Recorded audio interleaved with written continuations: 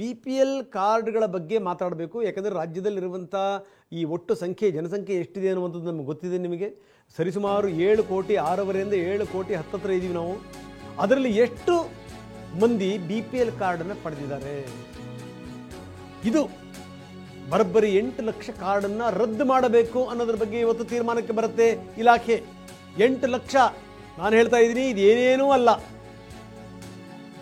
ಏನೇನೂ ಅಲ್ಲ ಇದು. ಯಾಕಂದರೆ ತುಂಬ ಜನ BPL ಕಾರ್ಡ್ಗಳನ್ನು ಪಡೆದಿರುವಂಥವ್ರು ಇದ್ದಾರೆ.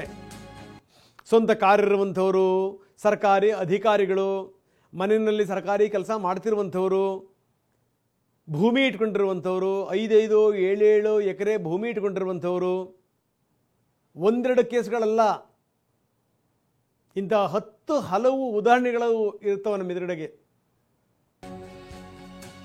ರೂಲ್ಸು ರೆಗ್ಯುಲೇಷನ್ಸ್ಗಳೇನಿದಾವಲ್ಲ, ಅದನ್ನು ಎಷ್ಟರ ಮಟ್ಟಿಗೆ ದುರುಪಯೋಗ ಮಾಡಕತ್ತಿದ್ದಾರೆ ಅನ್ನಲಿಕ್ಕೆ ಬೆಸ್ಟ್ ಎಕ್ಸಾಂಪಲ್. ಆಹಾರ ಇಲಾಖೆ ಒಂದಷ್ಟು ಅಂಶಗಳನ್ನು ಕೊಟ್ಟಿದೆ.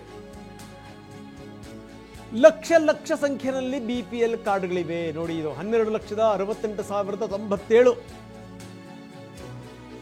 ಇಲ್ಲಿ ತನಕ ಸಿಕ್ಕಿರೋವು. ಹೀಗಾಗಿ 8 ಲಕ್ಷ ರೇಷನ್ ಕಾರ್ಡ್ ರದ್ದಾಗಬಹುದು, ಆರಾಮ ತಗೋತಾ ಇದ್ದಾರೆ. ಇನ್ನು ಕೆಲವರು ತಗೊಳ್ಳದೇ ಇಲ್ಲ. ಅವರಿಗೆ BPL ಕಾರ್ಡ್ ಬೇಕಾಗಿರುವಂಥದ್ದು ಬೇರೆ ವಿಚಾರಗಳಿಗೋಸ್ಕರ, ಬೇರೆ ಸವಲತ್ತುಗಳಿಗೋಸ್ಕರ. ಅವ್ರು ಯಾಕೆ ಈ ಅಕ್ಕಿ ಪಕ್ಕಿ ತಗೊಳಕ್ಕೆ ಹೋಗ್ತಾರೆ?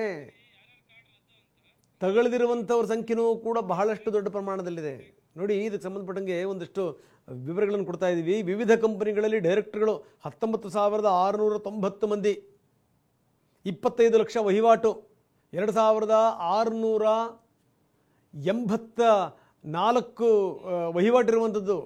ಈ KYC ಮಾಡಿಸ್ತಿರುವಂಥವರು 6,16,196 ಮಂದಿ. 1,20,20,00,000 ರೂಪಾಯಿ ಅಧಿಕ ಆದಾಯ ಇರುವಂಥವರು ಕೂಡ, ಕ್ಷಮಿಸಿ 1,20,000 ರೂಪಾಯಿ. ಇನ್ನು ಅಂತಾರಾಜ್ಯದವರು 365 ಜನ. ಈ ಸಂಖ್ಯೆ ಕೂಡ ಜಾಸ್ತಿ ಆಗುತ್ತೆ. 7.5 ಎಕರೆಗಿಂತ ಜಾಸ್ತಿ ಭೂಮಿ ಇರುವಂಥವ್ರು 33,456 ಮಂದಿ. ಇದು ಕಡಿಮೆನೇ, ತುಂಬ ಜನ ಇದ್ದಾರೆ ಅವರು. 19,893 ಮಂದಿ 6 ತಿಂಗಳಿಂದ ರೇಷನ್ ಪಡೆದೇ ಇಲ್ಲ. ಕೆಲವರಿಗೆ ಬೇಕಾಗಿಲ್ಲ, ಇನ್ನು ಕೆಲವರು ಏನು ಅಂದರೆ ಎಲ್ಲ ಸತ್ತವರ ಹೆಸರಲ್ಲಿರುವಂಥ ಕಾರ್ಡ್ಗಳು. ಸ್ವಂತ ಕಾರ್ ಇರುವಂಥವ್ರು 119 ಜನ. ಈ ಸಂಖ್ಯೆನೂ ಜಾಸ್ತಿ ಇದೆ.